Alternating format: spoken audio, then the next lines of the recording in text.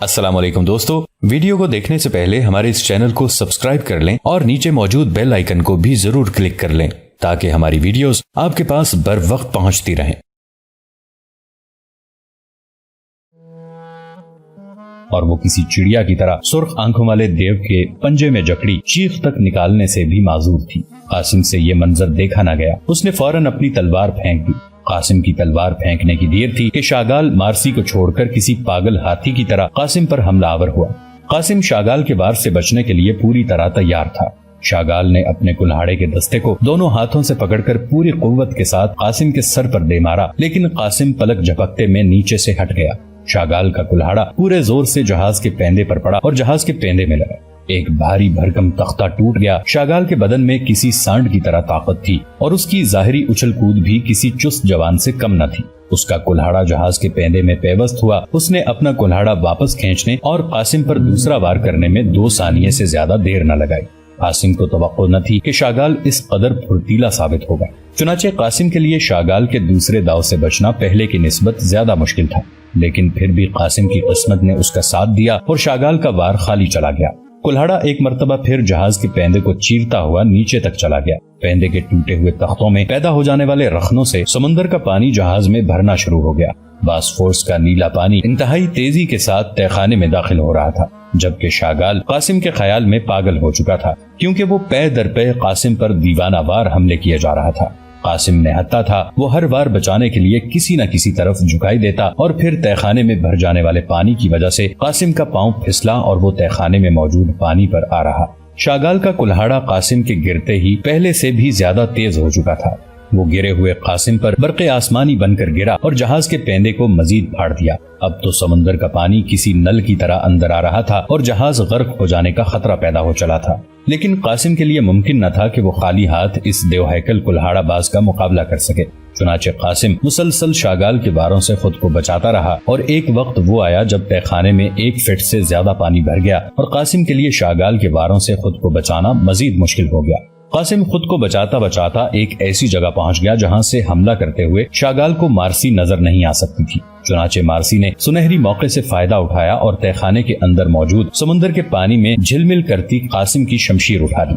شاگال مارسی کی کارروائی سے بالکل بے خبر تھا۔ مارسی کے لیے آواز پیدا کیے بغیر شاگال تک پہنچنا ممکن نہیں تھا، کیونکہ پانی میں چلتے ہوئے چھپ چھپ کی واضح آواز سے شاگال کا چونک جانا لازمی تھا۔ لیکن ادھر وقت بھی بہت کم تھا، جہاز کسی وقت بھی غرق ہو سکتا تھا۔ چنانچہ مارسی نے آواز کی پرواہ کیے بغیر شاگال کی طرف دوڑ لگا دی اور اس سے پہلے کہ شاگال قاسم پر آخری اور کامیاب وار کرتا، کیونکہ قاسم اب ایک تنگ جگہ میں پھنس چکا تھا، مارسی پہنچ گئی۔ شاگال کا کلہاڑا قاسم پر قہر بن کر گرنے کے لیے فضا میں اٹھا، لیکن فضا سے نیچے کی طرف واپس نہ آ سکا، کیونکہ مارسی کی تلوار شاگال کی کمر میں گھس کر اس کے پیٹ کی جانب سے نکل گئی تھی۔ شاگال کے اٹھے ہوئے ہاتھ اٹھے کے اٹھے رہ گئے اور نیچے سے قاسم تڑپ کر ایک طرف ہٹ گیا۔ تلوار شاگال کے پیٹ میں ترازو ہو چکی تھی اور وہ کسی ذبح ہوتے ہوئے بیل کی طرح ڈکرا رہا تھا۔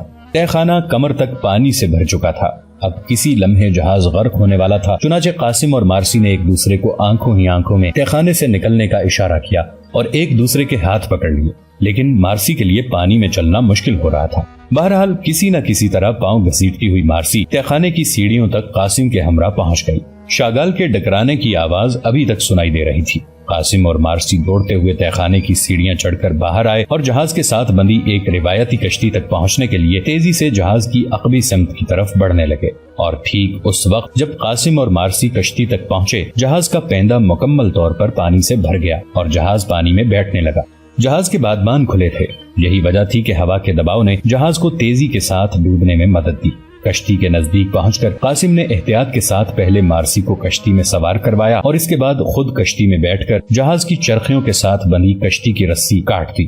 کشتی جہاز کے عقبی تختوں سے سرکتی ہوئی زوردار آواز کے ساتھ پانی میں جا گری۔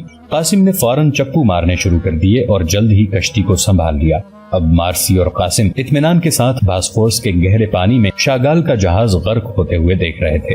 ادھر ہیپوڈروم کے جلسے میں سلطان نے قسطنطنیہ کے تمام شہریوں کے لیے امن و امان کا عام اعلان کیا۔ جو لوگ اپنے مکانوں اور جائیدادوں پر قابض و آباد رہے اور جنہوں نے بخوشی اطاعت قبول کر لی، ان کو اور ان کے اموال کو کسی قسم کا کوئی نقصان نہ پہنچایا گیا۔ عیسائیوں کے کلیساؤں کو ماں سوائے آیا صوفیہ کے ان کے حال پر قائم رہنے دیا اور عیسائیوں کے تصرف میں رکھا۔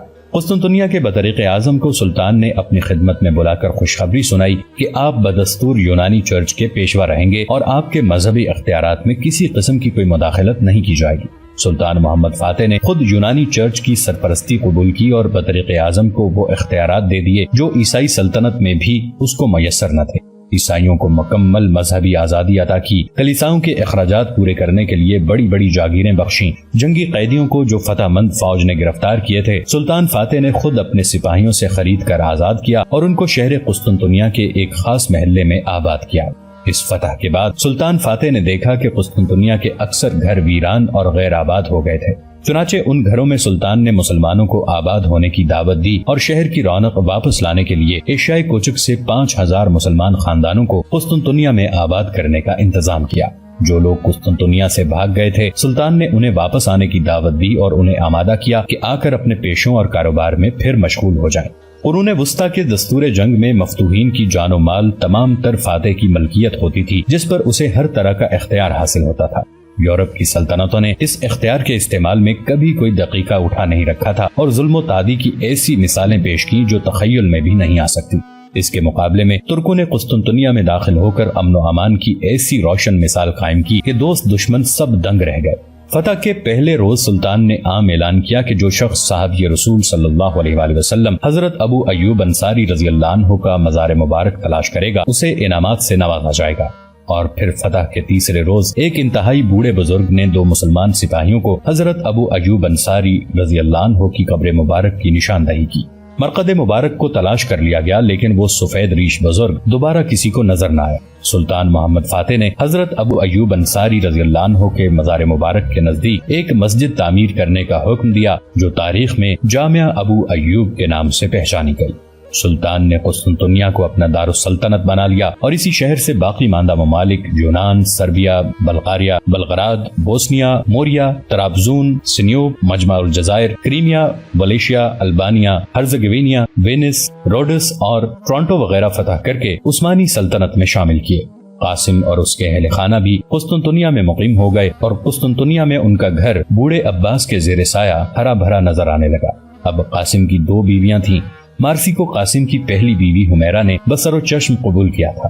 مارسی قاسم کی پوری داستان بھی سن چکی تھی اور اب وہ قاسم کے گھر میں اپنی زندگی کے مسرور ترین شب و روز گزار رہی تھی۔ فتح قسطنطنیہ سے 15 روز بعد قاسم کے لیے ایک عجیب واقعہ پیش آیا۔ قاسم اپنے اہل خانہ کے ساتھ رات کے کھانے سے فارغ ہو کر بیٹھا اپنے واقعات سنا رہا تھا کہ گھر کے دروازے پر دستک ہوئی۔ قاسم کے بھتیجے عمر اور علی دوڑتے ہوئے بیرونی دروازے کی جانب لپکے۔ کچھ دیر بعد کمرے میں ایک باپردہ خاتون داخل ہوئی جو بوڑھے عباس سے ملنے آئی تھی۔ بوڑھا عباس باپردہ خاتون کو مل کر پرجوش لہجے میں اپنے اہل خانہ سے مخاطب ہوا۔ ارے اس سے ملو، جانتے ہو یہ کون ہے؟ یہ بھی میری بیٹی ہے۔ عباس ایک دم خاتون سے کہنے لگا، بیٹی یہ نقاب ہٹا لو، یہ تمہارا اپنا گھر ہے۔ ارے کیا تم اکیلی آئی ہو؟ عبداللہ کہاں ہے؟ میرا داماد۔ لیکن تمہیں ہمارے گھر کا کیسے پتا چلا؟ عباس جوش کے عالم میں بولتا چلا گیا۔ گھر کے سب لوگ حیران تھے۔ عباس کی بیٹی مریم، مارسی اور حمیرہ آگے بڑھیں اور انہوں نے مہمان خاتون کو احترام کے ساتھ بیٹھنے کے لیے کہا۔ خاتون نے عباس کو بتایا کہ اس کا خامند عبداللہ بھی اس کے ساتھ آیا ہے جو باہر بگی کے پاس موجود ہے۔ عمر اور علی خاتون کے خامند عبداللہ کو لینے چل دیے۔ قاسم باپردہ خاتون کی آواز سن کر بری طرح چونکا۔